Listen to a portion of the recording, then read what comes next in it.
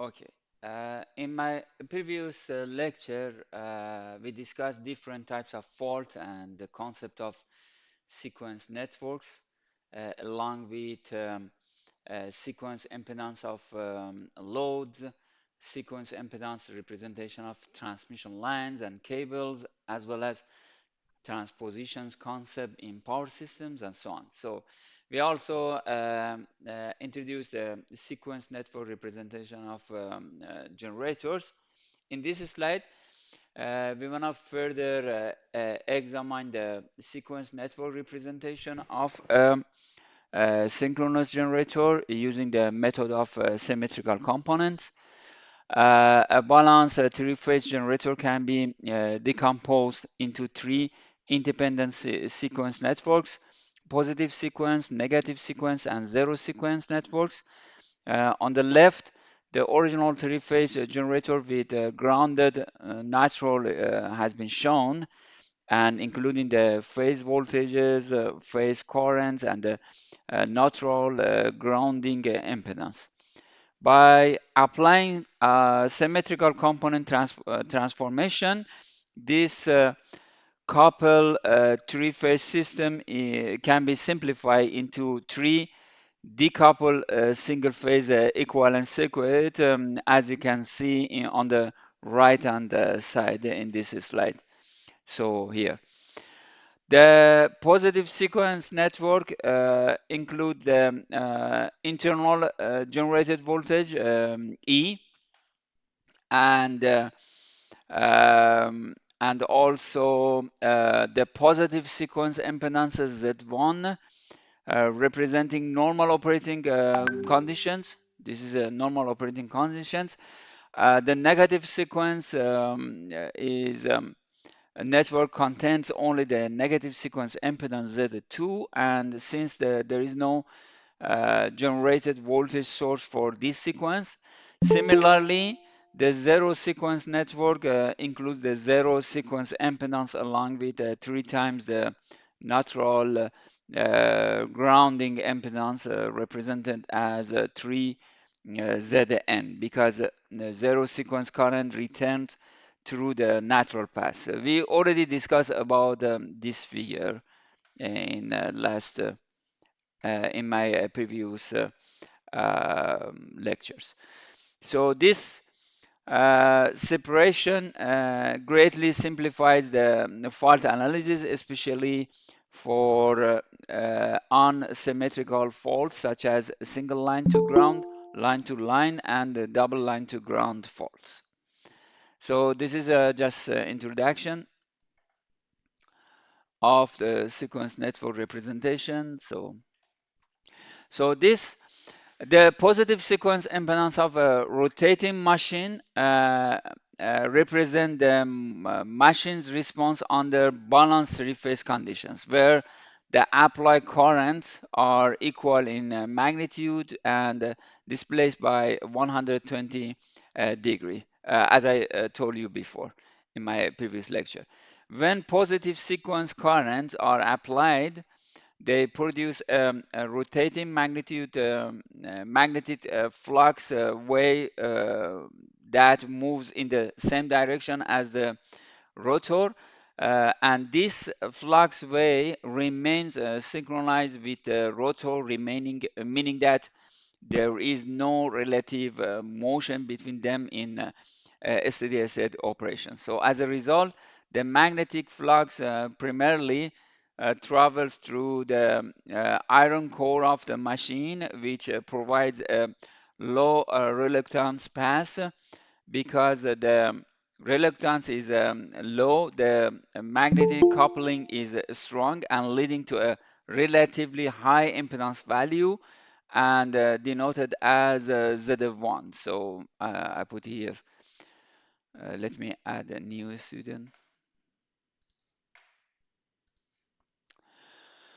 Okay, this characteristic is essential in power system analysis as it reflects the normal operating conditions of the machine and plays a key role in stability and fault status. So as I told you before, positive sequence always representing the normal condition of the operating of the machine. Okay. The negative sequence impedance of a rotating machine describes its behavior under unbalanced operating conditions where negative sequence currents are present. When these currents are applied, they generate a magnetic flux wave that rotates in the opposite direction to the rotor, and this opposing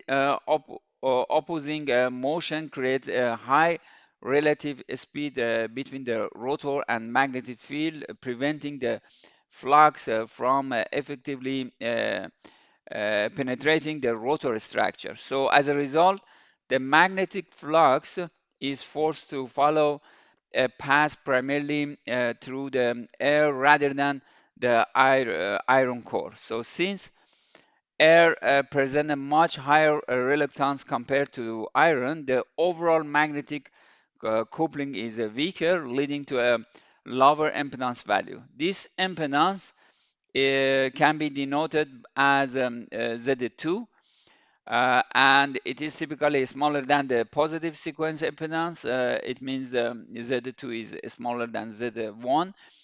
This concept is particularly important in fault analysis as negative sequence components can cause additional losses and heating in rotating machines. So we already discussed about that in my previous lectures. So what about the zero sequence impedance? The zero sequence impedance of a rotating machine characterizes its response when zero sequence currents flow, meaning all three phase currents are equal and in phase with each other. Under this condition, the magnetic fluxes produced by the three phases are also in phase, resulting in a combined flux that does not create a rotating magnetic field. So instead, this flux is largely stationary and cannot effectively penetrate the rotor. So consequently, the magnetic flux is forced to follow a path mainly through the surrounding air rather than the iron core. So since air has a much higher reluctance compared to iron, the magnetic path exhibits weak coupling, leading to a low impedance value. This impedance also can be denoted as a ZG0, and it is typically smaller than the both negative and positive sequence impedances, as you can see in this relationship. And understanding zero sequence impedance is particularly very important in analyzing ground faults and unbalanced fault conditions in power system. So I already show you why this is very important in the previous slides as well. All right. So the sequence impedances of generators vary depending on the time frame under consideration, particularly for the positive sequence impedance Z1. In practical power system studies, ZF1 can represent the synchronous, transient, or subtransient impedance, each corresponding to different dynamic conditions following a disturbance or faults. And the subtransient impedance can be relevant immediately after a fault, and the transient impedance applies shortly after, and the synchronous impedance represent the steady state operation conditions. So for the zero sequence impedance, it can be expressed as Z0 is equal to ZG0 plus 3ZN, and where G0 is the generator internal zero sequence impedance, and Zn is the natural grounding impedances. And this relationship highlight that zero sequence currents can only follow in a generator if there is a return pass through the natural. So did you remember when I was talking about the transformer, zero sequence impedance in transformer? I told you that when we have a star a grounded star configuration, we will have a path for natural, so we will have the current. So therefore, zero sequence current exists only when the generator is star connected and its natural is grounded. Without grounding, there is no closed path for zero sequence currents, and therefore they cannot circulate in the circuit. So this concept is very crucial for understanding ground fault behavior and protection design in power systems. All right. So this slide just summarize the fundamental concept of symmetrical component in power systems by applying variable transformation three-phase voltages and currents in the phase domain can be converted into positive, negative, and zero sequence components. This transformation significantly simplifies the analysis of unbalanced systems. When it is applied to balanced three-phase devices, it results in three independent and decoupled sequence networks, meaning that each sequence can be analyzed separately without affecting the other sequences. All right. As a result, every power system component, such as transmission lines, load, generators, and transformers, can be represented by three um, um, distinct impedances: positive sequence, negative sequence, and zero sequence. And this approach is particularly powerful in fault analysis as it allows complex unbalanced fault conditions to be studied using a three simpler equivalence circuits, by using of a Thevenin model. We already discussed in my previous lecture. And this is a slide explains the key characteristics of sequence impedances in different power system components. The positive sequence impedance Z1 represent the normal operating condition of the balanced three-phase system and is essentially the same as the impedance obtained from a single phase equivalent circuit, and it can reflect how the system behaves under standard or balanced conditions. And the negative sequence impedance, or Z2, on the other hand, depends on whether the component responds differently to phase sequence reversal.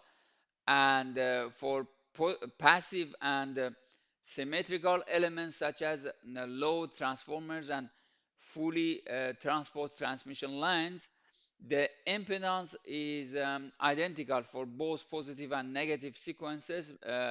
It means that Z2 is equal to Z1.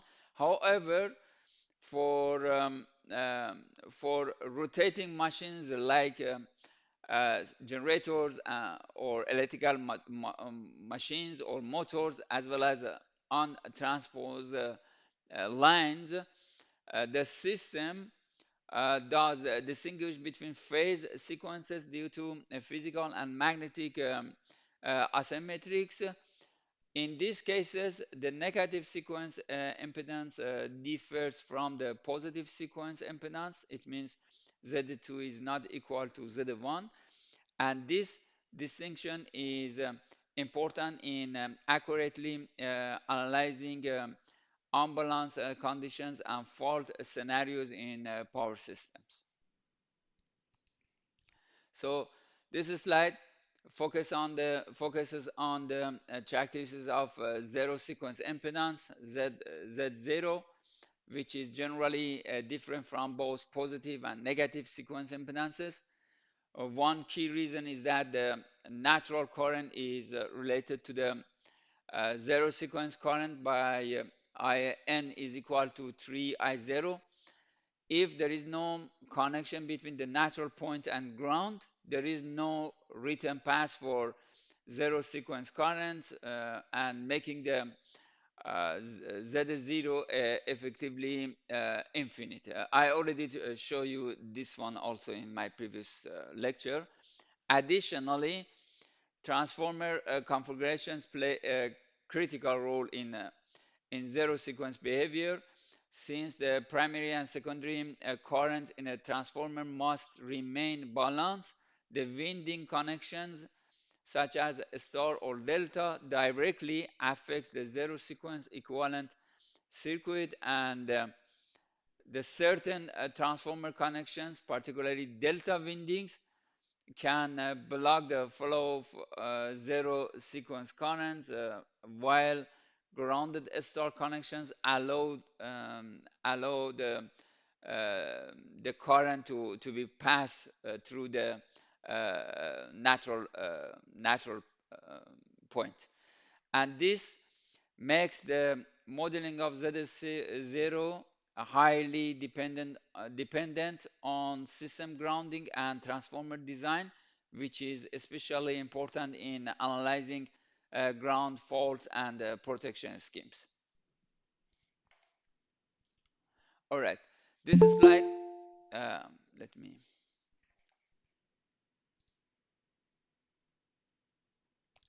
All right, this slide explains the process of building sequence networks for power system analysis.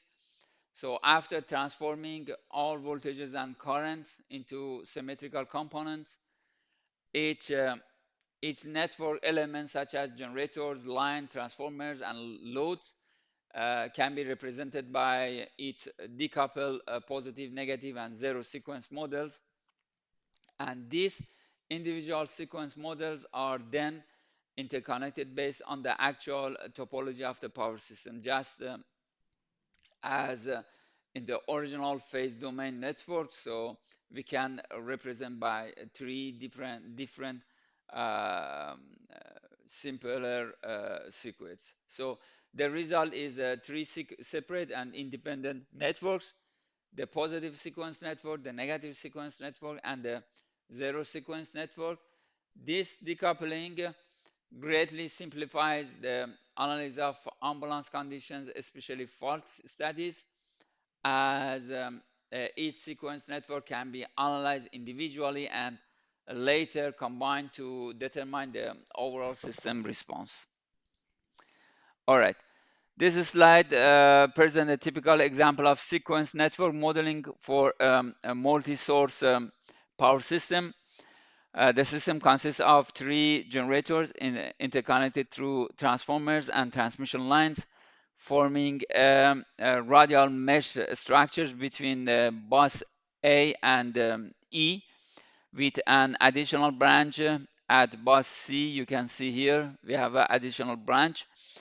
Each component, generators G1, G2, and G3, transformers T1, T2, and T3, and lines L1 and L2 are represented by its sequence reactances in per unit for positive X1, negative X2, and 0 X3. So you can see here in this table, as summarized in this table. So these parameters are essential for constructing the sequence networks used in fault analysis. The system is assumed to be unloaded and operating at nominal voltage, sorry, which simplifies the analysis by neglecting load currents and focusing only on the network impedances. This configuration enables the symmetric development of positive, negative, and zero sequence networks, which can later be interconnected depending on the type of fault under study, providing a clear framework for analyzing unbalanced conditions in the power systems analysis. Okay, this is another example. This slide also illustrating the construction of the positive sequence network for the given power system. In this representation, only the positive sequence reactance, except one of generators, transformers, and transmission lines has been considered as listed in this table you can see here. And each generator has been modeled as a voltage source of 1 per unit behind its corresponding positive sequence reactance, reflecting the assumption of nominal operating conditions. The network preserves the original system topology where generators G1 and G2 are connected through transformers T1 and T2 and transmission lines L1 and L2, while generator G3 is connected to the main network via transformer T3 at bus C.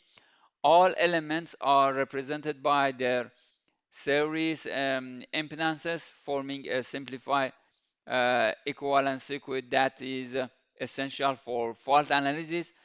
This positive sequence network serves as the primary backbone for analyzing balance conditions and plays a key role when combined with negative and zero sequence networks for studying unsymmetrical faults.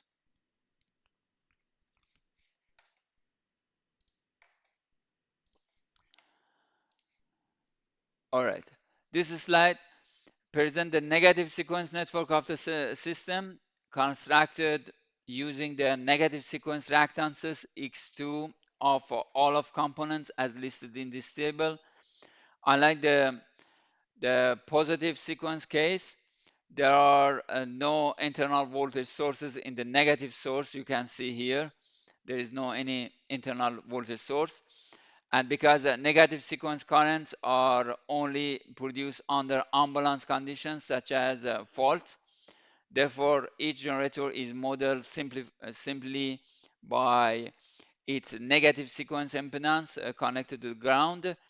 The overall network topology remains identical to the original system, including the interconnections through transformers T1, T2, and T3, and transmission lines L1 and L2, with generator G3 connected at bus C.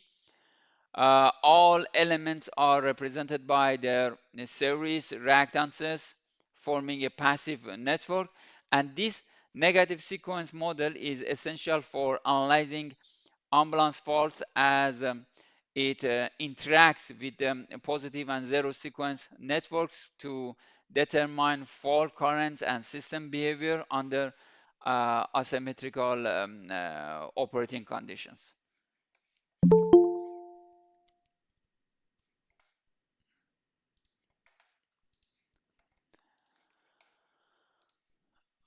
All right, this slide illustrates the formation of the zero sequence network for a multi-machine power system consisting of three generators, G1, G2, G3. We are just trying to solve the circuit, you know.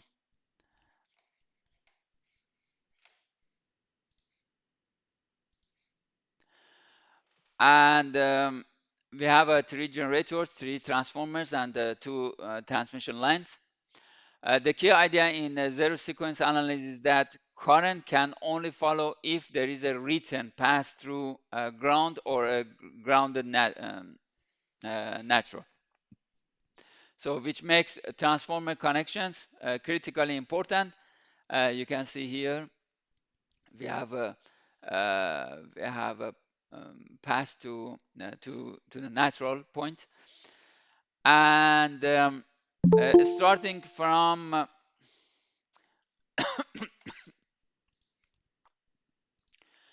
Starting from generator G1, its zero sequence reactance is shown as J 0.18 and is connected to ground because we have a star grounded. here, allowing zero sequence current to follow. And transformer T1 provides a grounded pass on one side, contributing a reactance of J 0.2. The transmission lines L1 and L2 are represented by their zero sequence reactances J 0.4 and J 0.6 respectively, connecting buses B, C, D together. On the right hand side, transformer T2 and generator G2 are also grounded, thus therefore participating in the zero sequence network. So a key observations in this slide is that the role of transformer T3 connected to generator G3, this one. So we have delta delta here. All right. So due to its delta configuration, it blocks zero sequence currents from propagating into the main network, even through G3 itself has zero sequence reactance of J0.12. However, T3 provides a local grounding pass, effectively isolating G3 from the rest of the zero sequence networks, while still allowing circulating currents within its own loop. So the resulting equivalent zero sequence network shown at the uh, in this at the bottom of this slide is constructed by including only those elements that provide a path for zero sequence currents. And this it can highlight how grounding and transformer connections determine the structure of the zero sequence network, which is essential for analyzing unbalanced faults such as a single line to ground faults. Okay, this slide highlight the use of Thevenin equivalence in fault analysis. For balanced faults, the system can be simplified using a single phase representations, and its Thevenin equivalent is used to analyze the fault conditions. However, when dealing with unbalanced faults, the situation becomes more complex, requiring the use of symmetrical components.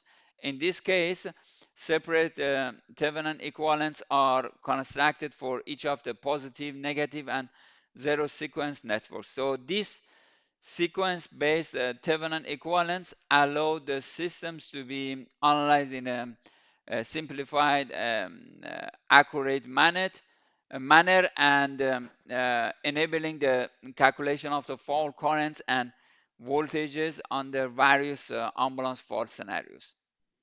All right, this slide present the derivation of the zero sequence Thevenin equivalent seen from node C. You can see here from this node. So in zero sequence networks, independent voltage sources are absent because generators do not produce zero sequence voltages under balanced conditions. Therefore, the Thevenin voltage at node C is zero. It means V C Thevenin zero sequence is equal to zero.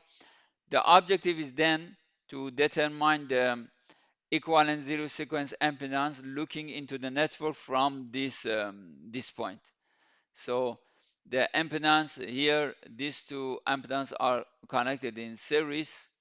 So there is no any connection here because this is a delta. So there is no current. So we can see only this impedance from this point. So and to compute the Z Thevenin 0 at node C, we can examine the paths that allow zero sequence currents to flow toward grounded naturals from node C. The left-hand side include transformer T1 and line L1, which contribute reactances of J0.2 and J0.4 respectively, and these elements form a series pass to ground through a generator G1. So on the other hand, the right-hand side pass toward transformer T2 and generator G2 are open for zero sequence current due to the transformer configuration, and therefore does not contribute to the equivalent impedance. So similarly, the branch connected to generator G3 through transformer T3 does not provide a path to node C for zero sequence currents in these configurations. Again, we only have this, at the end we will have this impedance. As a result, let me add a new student. As a result, the only effective path is through T1 and L1, leading to a total Thevenin impedance of ZC Thevenin zero sequence is equal to J0.2 plus J0.4. So this simplified equivalent is crucial for fault analysis, particularly for single line to ground faults, where the zero sequence network plays a dominant role in determining fault current levels. So, all right, this slide is showing the derivation of the positive sequence Thevenin equivalent seen from node C. So from here. So unlike the zero sequence case, the positive sequence network include active voltage sources from the generators. So we have two generators in this side. So these generators can be modeled by active voltage sources. Since all generators are assumed to operate under balanced conditions with a voltage of 1 per unit, the Thevenin voltage at node C is therefore V Thevenin is equal to, because we have this is two parallel paths, so the equivalent Thevenin voltage from this side will be equal to 1, you know. And to determine the Thevenin impedance, Z Thevenin, so we have this path and this path. So all of these impedances are connected in series, and these two impedances are connected in series as well. But both of these two impedances can be connected in parallel.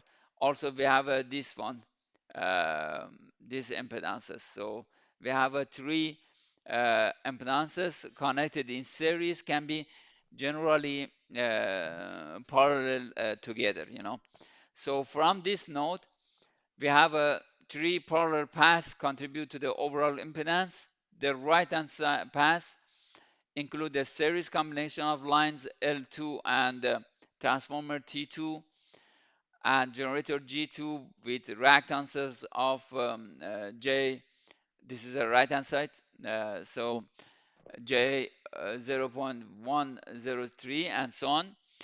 And in the left hand side also we have these three impedances connected in series, and these two impedances also connected to in series. But we have one common point here, which is ground.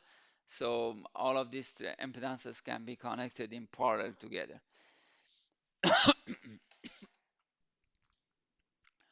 Okay, this slide explains how to determine the negative sequence Thevenin equivalent at node C in the power system network.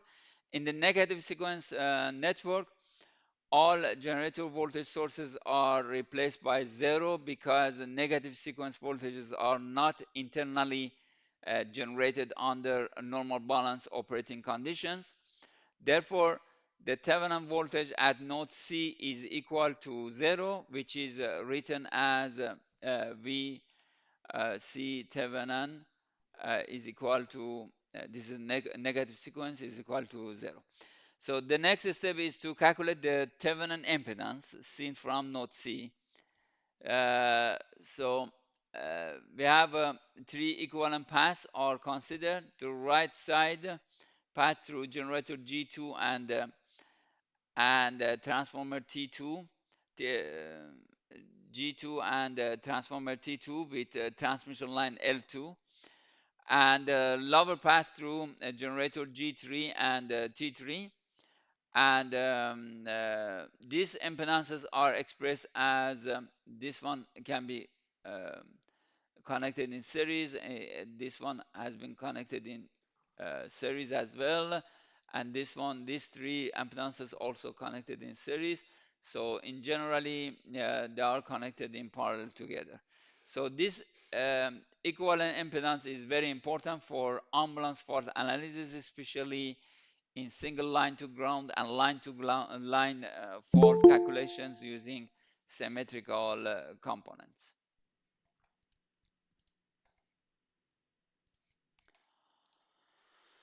All right, this slide summarize the Thevenin equivalents of the three sequence networks at bus C, which are essential for symmetrical fault analysis in a power system. For the positive sequence network, the Thevenin equivalent consists of voltage source of 1 with angle of 0 per unit in series with an impedance of J 0.187 per unit. So these reactants, this circuit represent the normal operating condition of the system where the generators contribute their internal voltages. For the negative sequence network, there is no internal voltage source because generators do not produce negative sequence voltages under balance conditions. So the Thevenin voltage is zero. Only the equivalent impedance remains, which is calculated J 0.117 per unit. Similarly, in negative zero sequence, the Thevenin voltage is also zero because zero sequence voltages are not generated internally, and the equivalent impedance for the zero sequence network is much larger, equal to J 0.6 per unit, mainly due to grounding and transformer condition effects. So these three Thevenin equivalents provide the simplified models needed for calculating different types of unsymmetrical faults, such as single line to ground, line to line, and double line to ground faults. By replacing the original network with these equivalent circuits, fault current calculations become much simpler and in comparison to the normal method and more systematic, you know. All right. This slide also introduce a practical power system example that will be used for fault analysis. The system consists of 300 megavolt amp, 220 kilovolt three-phase generator with a sub-transient reactance of 20%, supplying a group of synchronous motors through 64-kilometer transmission line. The generator is connected to the transmission network via a transformer T1, which steps up the voltage from 20 kilovolt to 230 kilovolt for efficient long distance power transfer. And at the receiving end, transformer T2 steps the voltage down to 13.8 kilovolt to supply the motors. The one line diagram clearly shows that the structure of the systems, including the buses, transformers, transmission lines, and two synchronous motors labeled by M1 and M2, you can see here. Natural grounding is also indicated, which plays an important role in zero sequence current paths during the fault analysis. And This configuration provides a realistic framework for analyzing the different types of faults, where each component's impedance and connection will influence the overall system response. So this example also sets the foundation for developing sequence networks and calculating fault currents in subsequent steps. All right, this slide present a simplified representation of a medium voltage motor systems and its associated transformer, focusing on key parameters relevant for fault and stability analysis. All motors originally rated at 13.2 kilovolt are aggregated into two equivalent machines, M1 and M2, to reduce the system complexity while presenting electrical behavior. So, a notable distinction between the two is their grounding configuration. The natural of M1 is grounded through reactance, which limits fault currents and influences zero sequence behavior, whereas the natural of M2 is left ungrounded and uncommon condition that can significantly affect system response on the fault scenarios. So the motors are rated at 200 MVA and 100 MVA respectively, indicating their relative contribution to the system. Both machines share subtransient reactance XD XD Zegon is equal to 20%, a critical parameter for short circuit studies, as it determines the initial fault current magnitude. And additionally, the system includes a three-phase transformer, T1, rated at 350 megavolts amp with a voltage ratio of 230 over 20 kilovolt and a leakage reactance of 10%, which plays a key role in impedance matching and fault current limitation between voltage levels. So together, these parameters form the foundation for analyzing system performance, particularly under transient and fault conditions. So give me 10 minutes, and I want to stop my lecture and come back